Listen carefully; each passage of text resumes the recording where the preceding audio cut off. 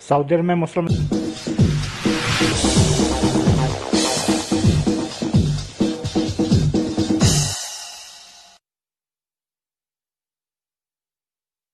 Saudi अरब में मुस्लिम league नून और दीगर अपोजिशन जमातों के अरकान से खिताब करते हुए रुकन कौमी असम्बली चौधरी नूरुल हसन तनवीर ने कहा है कि वज़ीर-ए-आज़म इमरान खान और इनकी हुकूमत बुरी तरह नाकाम हो चुके हैं।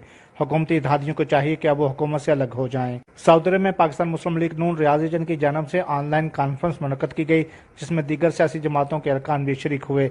जिनसे खिताब करते हुए मुस्लिम लीग नून के रुकन कौमी असम्बली चौधरी नूरुल हसन तनवीर ने कहा कि मौजूदा हुकूमत अवामी उमंगों और अपने ही किए हुए वादों को पूरा करने में नाकाम हो चुकी है।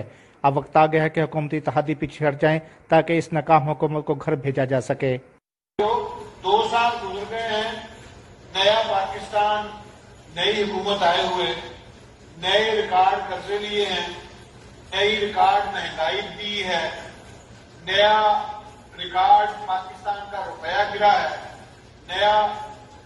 नया पाकिस्तान में रिकॉर्ड तौर पे कारोबार ठप हुए हैं और बेरोजगारी रिकॉर्ड जो है वो बढ़ी है।